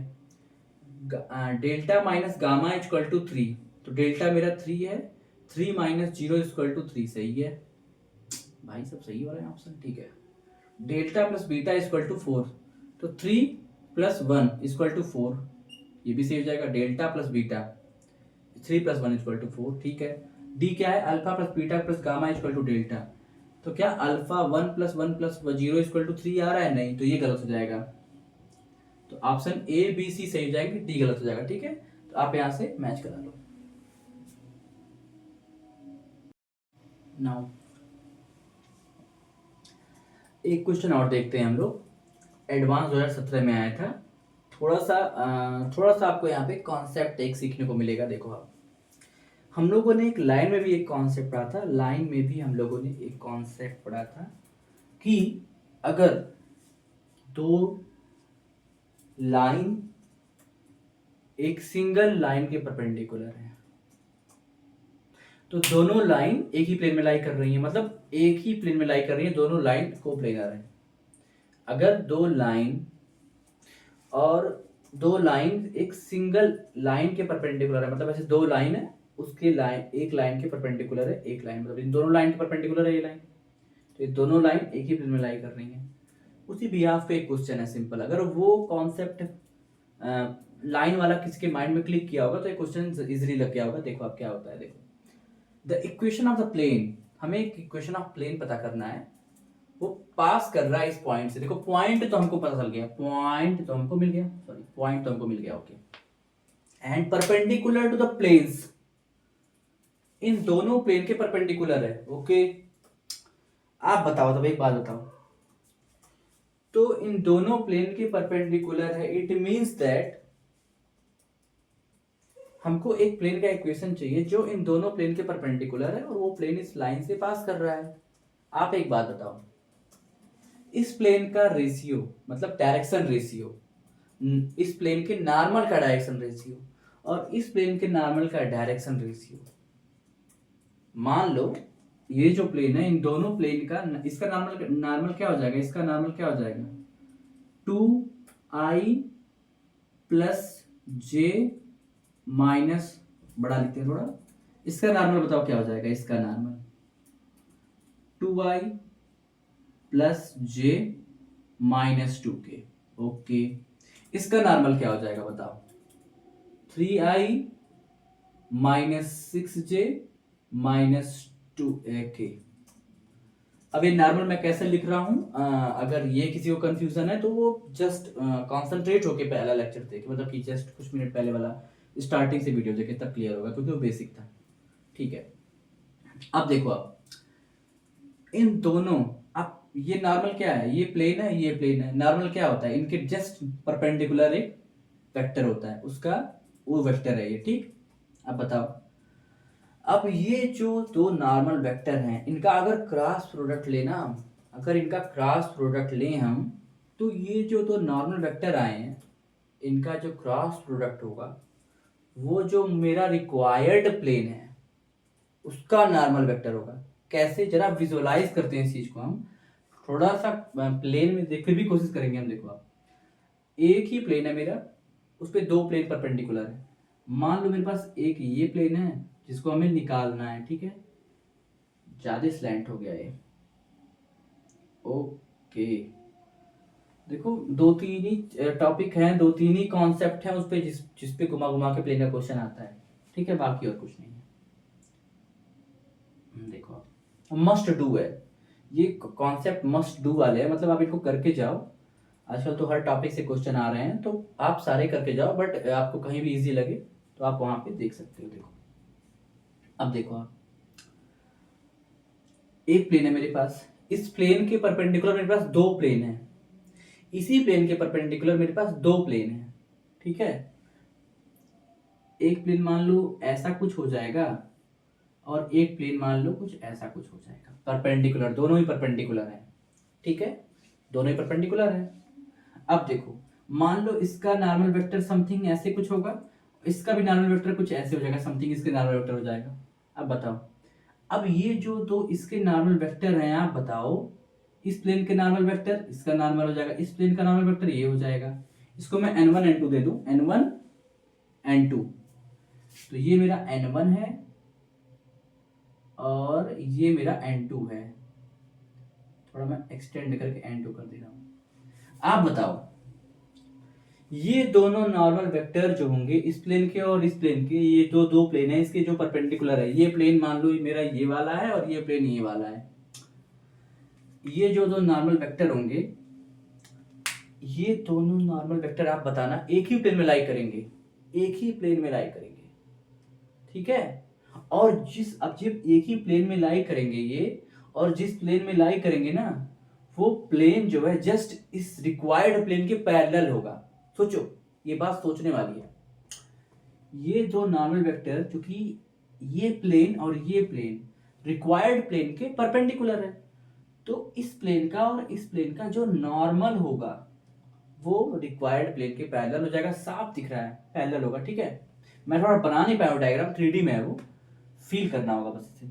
अब चूंकि वो इसके पैरेलल होगा, तो आप मुझे एक बात बताओ, ऐसे कुछ होगा, मैं आपको बताना चाहता हूं ऐसे कुछ होगा। देखो, एक ऐसे होगा और एक जस्ट ऐसे हो जाएगा, ठीक है। अब देखो, अच्छा बताओ, एक नॉर्मल वेक्टर इधर से, एक नॉर्मल वेक्टर इधर से, ये दोनों प्लेन है, ये प्लेन 1 है और ये प्लेन 2 है जो गिवन है, और ये रिक्वायर्ड प्लेन है, ये रिक्वायर्ड प्लेन है जो हमें चाहिए।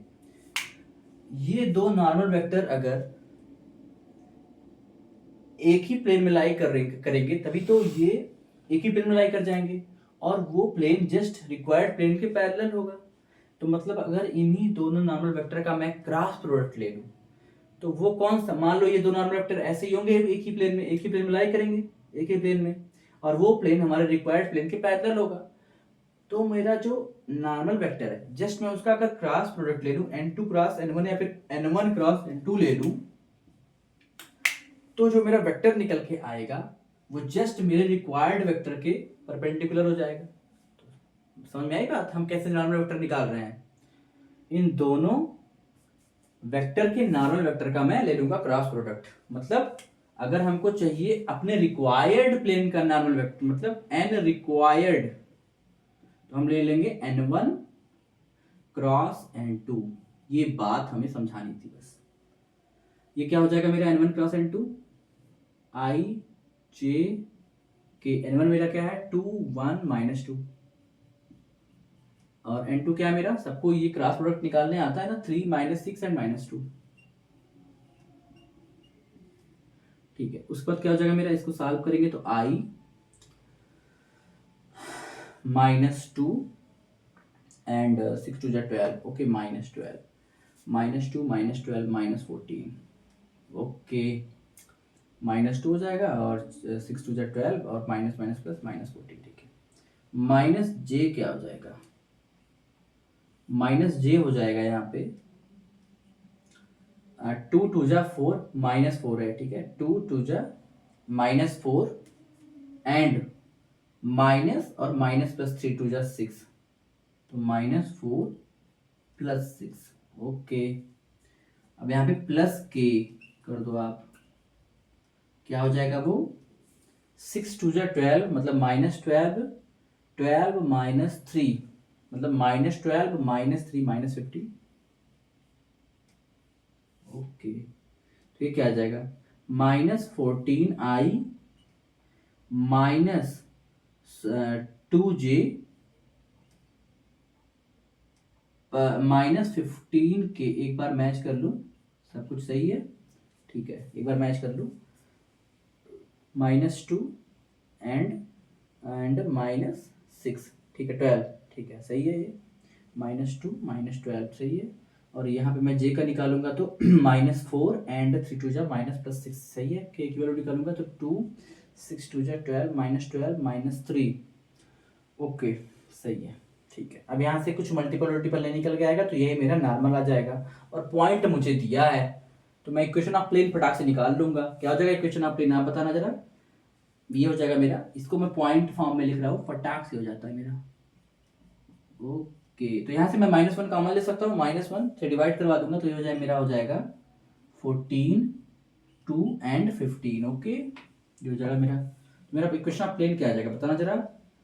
पॉइंट उससे पास कर रहा है तो ये हो जाएगा मेरा 14 and 2 and 15 r, sorry r मैंने लिखा ही नहीं ना, आर को लिख दो x y z dot, r dot n होता है, 14 2 15 equal to n dot a, n मेरा यही है 14 2 15 डॉट 1 1 1, ओके। तो यहाँ से क्या हो जाएगा 14x plus 2y plus 15z is equal to 14 plus 15 plus 15 equal to 30, और 30 में से हम 1 सब्ट्रैक्ट कर देंगे तो मेरा हो जाएगा 29, और 29 प्लस 2 इज इक्वल टू 31, ये आ जाएगा मेरा आंसर।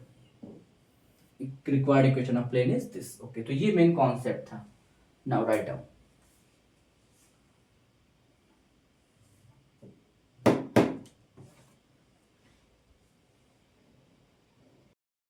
नाउ अब हमारा एक अगला टॉपिक आता है perpendicular distance of a point from plane. ऐसे कुछ क्वेश्चन पूछता है आपसे, मिला के क्वेश्चन पूछता है। पहले पूछेगा कि find the equation of the plane, and then एक पॉइंट दे दिया रहेगा, उससे उस प्लेन का परपेंडिकुलर डिस्टेंस पूछ लेगा। ऐसे क्वेश्चन आए भी हैं, ठीक है। देखो आप, अगर देखा जाए तो मान लो अगर इसका टॉपिक डालना चाहें तो ऐसे डाल सकते हैं, perpendicular distance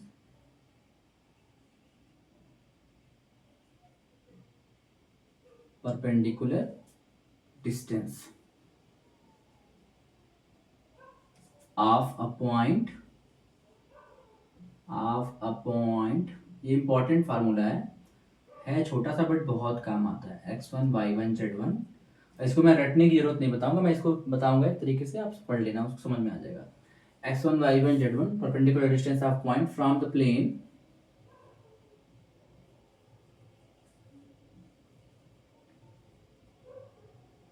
ax plus by plus C z equal to d, या फिर प्लस डी इक्वल टू 0 कर दो, ये सही रहता ज़्यादा, ठीक है। देखो आप, मान लो यहाँ पे मेरा कोई प्लेन है, ठीक, सॉरी ये तो ऐसे बन गया, थोड़ा सा स्लैंट एंगल थोड़ा ज़्यादा कर देना चाहिए प्लेन बनाते वक्त। स्लैंट एंगल मतलब ये एंगल, ये जो साइड से जो मैं एंगल ले आता हूँ स्लैंट, ये एंगल थोड़ा दिखता है प्लेन, ऐसा फील होता है। अब मान लो ये कोई भी परपेंडिकुलर डिस्टेंस निकालना है मुझे इस पॉइंट से, ये है मान लो a, x1 y1 and z1, ये पॉइंट है, इससे मेरा परपेंडिकुलर डिस्टेंस मुझे निकालना है, ठीक। अब देखो आप कैसे निकालेंगे, सिंपल सा फार्मूला होता है। ये जो पॉइंट दिया हुआ है ना, क्या करो, इसी पॉइंट को इस प्लेन में पुट कर दो। इसी पॉइंट को मैं डी लिख रहा हूं, परपेंडिकुलर डिस्टेंस इक्वल टू, इसी पॉइंट को इस प्लेन में पुट कर दिया करो। तो मैं प्लेन में पुट करूं, ए एक्स की जगह पे x1 प्लस बी वाई की जगह पे y1 प्लस सी जेड की जगह पे z1 प्लस डी। इसी पॉइंट को इस प्लेन में पुट कर दिया अपॉन ये जो ए बी सी, मतलब नॉर्मल वेक्टर का डायरेक्शन रेशियो जो है उसका क्या कर लो, मैग्नीट्यूड ले लो, A square plus B square plus C square. ठीक है, ये होता है, आप नोट कर लो इसको, फिर एक क्वेश्चन करवाते हैं इस पे।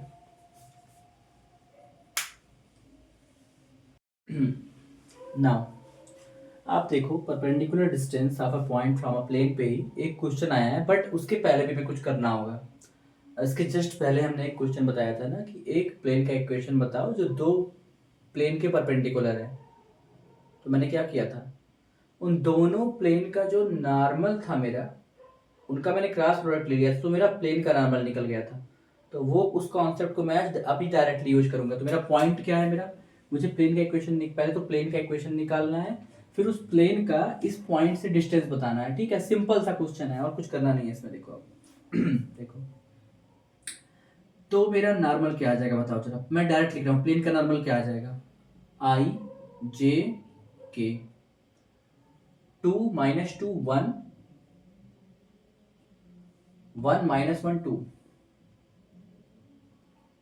ओके, तो यहाँ पे क्या आ जाएगा आई, ये क्या हो जाएगा -4 + 1, तो -4 + 1 = -3 माइनस जे, ये क्या हो जाएगा, ये हो जाएगा मेरा 2 2 जा 4 -1, 4 - 1 = 3 प्लस के प्लस के, ये क्या हो जाएगा, ये बताओ आप, -2 + 2 0 हो जाएगा, ये तो 0 हो जाएगा, -2 और -2 माइनस +2 = 0। तो मेरा क्या आ जाएगा -3i, अच्छा मैं -3 से डिवाइड कर दूं डायरेक्ट, तो ये मेरा क्या हो जाएगा -i, और क्या हो जाएगा -3 से क्यों ना मैं डिवाइड कर दूं, -3 से डिवाइड करो तो क्या हो जाएगा, ये i + j ओनली। ओके, देखो कितना सिंपल सा बन गया मेरा नॉन वेक्टर, देखो कितना सुंदर सा आ गया नॉन वेक्टर। अब मेरा वो पॉइंट दिया है कि वो प्लेन पास कर रहा है इस पॉइंट से। ठीक है, ये प्लेन पास कर रहा है इस पॉइंट से 1 - 2 1, तो मैं डायरेक्ट निकाल रहा हूँ अब प्लेन का इक्वेशन, x y z, और नॉर्मल का क्या हो जाएगा इसका 1 1 एंड 0 हो जाएगा। ठीक, 1 1 0 = a डॉट n, ए मेरा क्या है 1 - 2 1 1 - 2 1 डॉट n, n क्या है मेरा 1 1 0 1 1 0। देखो कितना सिंपल सा, और ये हो जाएगा मेरा x + y = 1 - 2 -1 हो जाएगा। तो मेरा प्लेन का इक्वेशन क्या आ जाएगा, x + y + 0z + 1 = 0। अब मेरा इस प्लेन से इस पॉइंट का डिस्टेंस निकालना है, तो कैसे निकलेगा, मैंने क्या बताया था डिस्टेंस के लिए, इस पॉइंट को इस प्लेन में पुट कर दो, x की जगह पे 1, y की जगह पे 2, z की जगह पे 2। तो x की जगह पे a b, और ये तो ठीक है, x की जगह पे 1, y की जगह पे 2 और z की जगह पे 2, और प्लस d +1, अंडर रूट क्या हो जाएगा यहाँ पे बताओ आप, अंडर रूट क्या हो जाएगा a² + b² + c², a² क्या है 1 1, और c² तो 0 है, तो 1 + 1 अंडर रूट 2। तो मेरा क्या आ जाएगा बताओ आप, 1 + 2 3/√2, नहीं सॉरी 1 + 1 2 एंड 2 + 2 4/√2। इसको थोड़ा सा और सॉल्व करेंगे तो √2 एंड √2 से मल्टीप्लाई करवा देंगे, तो हो जाएगा मेरा 4√2/2। इतना नहीं करते हैं, थोड़ा कैलकुलेशन फास्ट होता है, 2√2 कर देते हैं, ये मेरा आ जाएगा डिस्टेंस, सिंपल, ठीक है।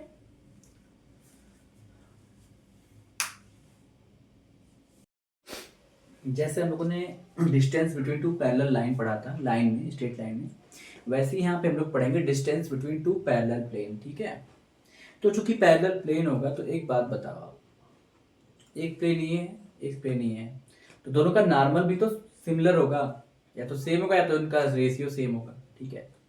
तो देखो आप इस पे भी क्वेश्चन बनते हैं, मैं बता दूं पहले तो आप देखो, मान लो डिस्टेंस, मैंने टॉप हेडिंग डाल दूं, distance between two parallel plane, distance between two parallel planes. अब ये देखो आप दो प्लेन है मान लो, ठीक है, दो प्लेन है, A X plus B Y plus C Z plus D is equal to 0। मैं ऐसे लिख सकता हूँ A1, सॉरी देखो ए बी सी तो सेम होगा, यही चेंज होगा D1, और दूसरा प्लेन है मेरा, ये P1 है और ये मेरा P2 प्लेन है, ठीक है। ये मेरा P1 प्लेन है और ये मेरा P2 प्लेन है। अब देखो आप, अब A X plus B Y plus C Z plus D2 is equal to 0। क्योंकि दोनों प्लेन जब पैरेलल हैं तो P1 पैरेलल टू P2, मैं यहाँ पे बोल दे रहा हूँ P1 पैरेलल टू P2। अब देखो यहाँ पे दोनों प्लेन जब पैरेलल है तो उनका डायरेक्शन रेशियो क्या था, सॉरी नॉर्मल क्या था मेरा, नॉर्मल क्या था मेरा, दोनों सिमिलर थे और D1 D2 बस चेंज रहेगा। तो इन दोनों के बीच का डिस्टेंस जो होता है ना, वो होता है mod D1 minus D2 upon under root A square plus B square plus C square. बस इस पे कभी कभार क्वेश्चन आ जाते हैं, ठीक है, आए भी हुए हैं यहाँ पे क्वेश्चन, इसमें आए भी हुए हैं, ठीक है। करते हैं क्वेश्चन, देखते हैं, आप इसको नोट कर लो।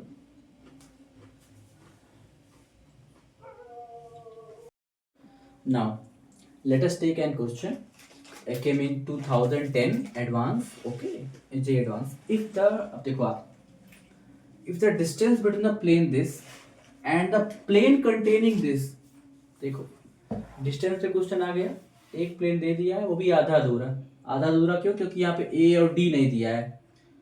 तो अब देखो आप और एक प्लेन, दो प्लेन के बीच का डिस्टेंस पूछ रहा है हमें, दिया हुआ है एग्जैक्टली, और दूसरा प्लेन भी नहीं दिया हमें, दूसरा प्लेन ऐसे दिया है। अब देखो मैं क्लियर करूंगा, दूसरा प्लेन जो है वो इन दोनों लाइन को कंटेन कर रहा है आपस में। अच्छा बताओ आप, ये दोनों लाइन एक ही प्लेन में लाई कर रही हैं, अब लाइन वाला कॉन्सेप्ट लगा दो, ये दोनों लाइन अगर एक ही प्लेन में लाई कर रही है, दोनों लाइन क्या हो जाएगी, कोप्लेनर। तो एक बात बताओ, दो लाइन कोप्लेनर कब होती हैं, एक ही प्लेन में कब लाई करती हैं, या तो दोनों पैरेलल हो या तो दोनों आपस में इंटरसेक्ट करें, तभी आपस में दोनों कोप्लेनर या फिर एक ही प्लेन, या मतलब एक ही प्लेन में लाई करेंगी। कोप्लेनर तो पैरेलल तो नहीं है, क्योंकि यहाँ पे इसका डायरेक्शन रेशियो 2 3 4 है और यहाँ पे 3 4 5 है, सिमिलर भी नहीं है ना, रेशियो सिमिलर है, ठीक है। अब देखो इसका मतलब ये लाइन आपस में इंटरसेक्ट करेंगी, ठीक। अब ये लाइन अगर इंटरसेक्ट करेंगी तो एक कॉन्सेप्ट दिमाग में लाओ, हमें प्लेन का इक्वेशन निकालना है। तो ये लाइन जिस पॉइंट से पास होंगी, मतलब 1 2 3 2 3 4, ये लाइन 1 2 3 से पास हो रही है और ये लाइन 2 3 4, ये दोनों लाइन प्लेन में लाई करेंगी, ये दोनों लाइंस प्लेन में लाई करेंगी जो हमें प्लेन चाहिए, ठीक है। देखो तो मैं बनाता हूं पहले, देखो इतना बड़ा नहीं, क्वेश्चन में तो सॉल्व करना है, आप लोग को दिख रहा होगा। देखो मान लो मैं एक प्लेन बनाता हूं, ठीक,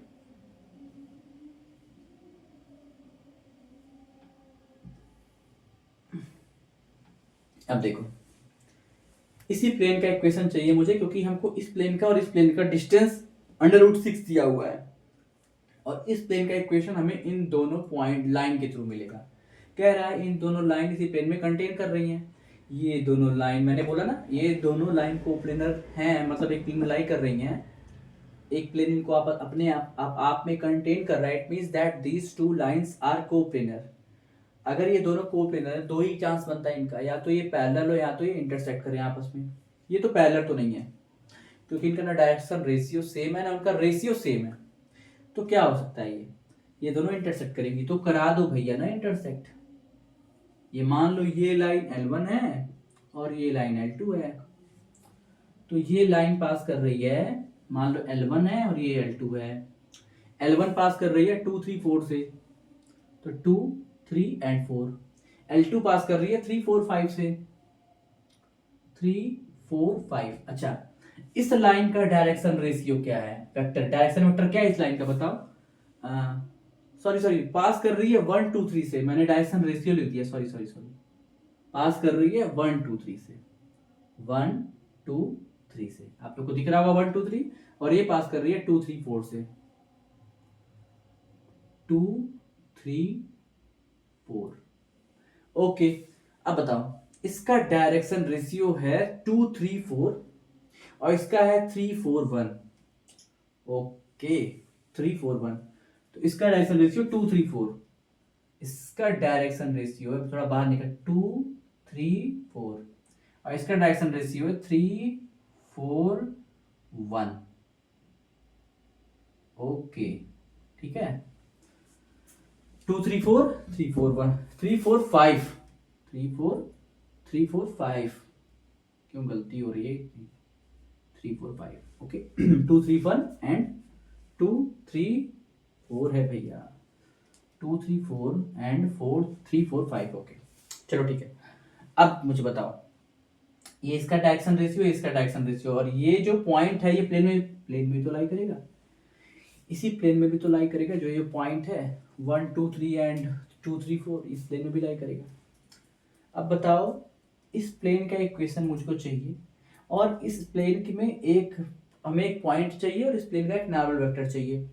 पॉइंट तो हमको दो मिल गई, अब नॉर्मल वेक्टर कैसे मिले, हमको इस प्लेन में कंटेन करने वाली दो वेक्टर मिल रहे हैं, दो वेक्टर दिख रहे हैं। अगर मैं इन दो वेक्टर का मैं नॉर्मल क्रॉस प्रोडक्ट ले लूं, तो क्रॉस प्रोडक्ट क्या आएगा, इन दोनों वेक्टर के नॉर्मल आएगा, और चूंकि ये दोनों वेक्टर प्लेन में लाई कर रहे हैं, जो नॉर्मल आएगा वो प्लेन के भी नॉर्मल रहेगा। तो ये क्या होगा, इसको अगर मान लो, इसको मान लो, इसको, ठीक है, इसको मान लो vector A 2i plus 3j plus 4k, और इसके डायरेक्शन वेक्टर को मान लो vector B 3i plus 4j plus 5k। ठीक है, इसके डायरेक्शन वेक्टर को मान लो a और इसके डायरेक्शन वेक्टर को मान लो b। अगर मैं a क्रॉस b निकालूं तो क्या आएगा, ये नॉर्मल वेक्टर ही तो आएगा, इस प्लेन का नॉर्मल वेक्टर क्या आ जाएगा, a vector a cross vector b। तो a क्रॉस b निकाल लो आप, a क्रॉस b क्या हो जाएगा, नॉर्मल वेक्टर क्या आ जाएगा मेरा, सिंपल i j के यहाँ लिख लो, और 2 3 4 लिख लो, और 3 4 5 लिख लो, क्या आ जाएगा यहाँ बताओ, ये पे करते हैं, i क्या हो जाएगा, normal vector equal to, I think ये दिख रहा है, नॉर्मल वेक्टर क्या आ जाएगा, i 3 5 15 माइनस 16 माइनस 1, 3 5 15 में से 4 4 चौके 16 है, मतलब 3 5 15, ठीक है, माइनस जे वेक्टर जे वेक्टर क्या आ जाएगा, 5 2 10 माइनस 4 3 12, तो 10 माइनस 12 इक्वल टू -2। ठीक है, हो गया, ठीक है, 5 2 10 10 माइनस 12। ठीक है, अब के वेक्टर क्या आ जाएगा मेरा, के करस्पॉन्डिंग क्या आ जाएगा, 4 2 8 माइनस 9 माइनस 1, सब माइनस माइनस में आए हैं, तो ये आ गया माइनस आई और प्लस 2j आया है भाई, और माइनस के, तो ये वेक्टर क्या आ गया मेरा, वेक्टर ऐसे लिख सकता हूँ -1 2 एंड -1। थोड़ा सा फास्ट करते हैं, ठीक है, ये मेरा नॉर्मल वेक्टर आ गया। अब मुझे पॉइंट पता है, किस पॉइंट से पास कर रहा है, 1 2 3 इस पॉइंट से पास कर रहा है, तो मेरा इक्वेशन ऑफ लाइन क्या हो जाएगी, इक्वेशन ऑफ प्लेन क्या हो जाएगा, कोई भी पॉइंट ले लो, ये भी पॉइंट ले सकते हो, ये भी पॉइंट ले सकते हो, मेरे पास पॉइंट भी पता चल गया, लाइन पता चल गया, तो मैं ये पॉइंट लेता हूँ 1 2 3, तो क्या हो जाएगा यहाँ पे देखना जरा, x y z, normal vector है -2 -1 2 and -1 equal to A dot N. A मेरा है 1 2 3 1 2 3 डॉट एन क्या है मेरा -1 2 -1 -1 2 -1 क्या हो जाएगा मेरा -x + 2y okay -z is equal to -1 + 4 and -3 क्या हो जाएगा यहाँ पे एंड -3 + 1 इक्वल टू -4 + 4 0। तो यहाँ पे -x + 2y - z is equal to 0। एक प्लेन ये आया और एक प्लेन ये आया, ठीक है। क्या दिया हुआ है एंड द प्लेन कंटेनिंग ये plane the distance between this plane and this plane, क्योंकि ये दोनों लाइन इसी प्लेन में कंटेन कर रही हैं, इस √6। अब देखो एक बात आप सोचो ऐसे ax - 2y + z, ठीक है। अब ax - 2y, अब यहाँ पे अगर माइनस से मल्टीप्लाई करा दो आप तो x - 2y + z = 0। इस प्लेन को और गिवन प्लेन को आप जरा कंपेयर कर पाओगे? कंपेयर करो, क्या है ax - 2y + z = d, ठीक है। अब देखो यहां से कंपेयर कर लिया आपने, अब कंपेयर कर लो आप। अब कंपेयर करके आप बताओ जरा d की वैल्यू क्या है। d की वैल्यू है मेरी d की वैल्यू है तो a की वैल्यू पूछ रहा होगा, a की वैल्यू भी निकाल देंगे। मेरी d की वैल्यू आ गई। ये दोनों प्लेन पर पैरेलल है आपस में, इट मींस दैट जो प्लेन दिया था और जो प्लेन हमसे निकालने के लिए कहा नहीं था, निकाले हैं, वो दोनों पैरेलल हैं। तो इनके बीच का डिस्टेंस क्या दिया है √6 दिया है। चलो निकालते हैं। तो क्या होता है मेरा d mod of d - 0 upon इसी का हो जाएगा d - 0 अपॉन √6 दिया है ना।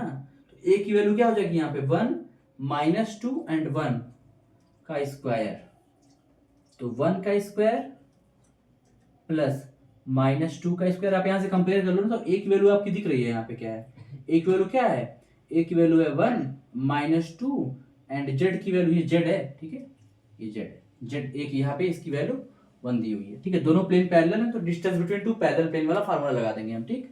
अब देखो आप, तो यहाँ पे हो जाएगा आपका 1 का स्क्वायर प्लस 4 प्लस 1, तो क्या हो जाएगा +1 इक्वल टू √6। तो यहाँ पे क्या आ जाएगा बताओ आप। तो यहाँ पे आ जाएगा, अगर मैं थोड़ा सा इरेज करना चाहूँ, थोड़ा सा मैं यहाँ लिखना चाहूँगा, ये क्या हो जाएगा मेरा बताओ जरा। यहाँ पे यहीं पे लिखना चाहूँ अगर, तो हो जाएगा मेरा, यहीं पे मैं लिखना चाहूँगा, क्या हो जाएगा बताओ, क्या हो जाएगा मॉड ऑफ, चलो आप लोग इसको थोड़ा नोट कर लो, मैं थोड़ा इरेज करूंगा, इसको नोट कर लो, इसको नोट कर लो, इसको मैं इरेज करूंगा, ठीक है। आप ठीक है इसकी शॉर्ट ले लिए, मैं इसको थोड़ा सा इरेज करता हूँ, यहाँ से इरेज करता हूँ, ठीक है, क्योंकि प्लेन का इक्वेशन तो निकाल ही लोगे आप। तो यहाँ से मैं इरेज करता हूँ और मैं यहाँ बताता हूँ क्या हो जाएगा mod of d upon √4 + 5 + 6 √6 equal to √6, ठीक है। अब देखो, तो हमसे मॉड d की वैल्यू पूछ रही है तो √6 को उधर ले जाएंगे, तो मॉड d इक्वल टू क्या हो जाएगा √6 इंटू √6, क्या हो जाएगा मॉड d 6 हो जाएगा आंसर। देखिए सिंपल सा था बस।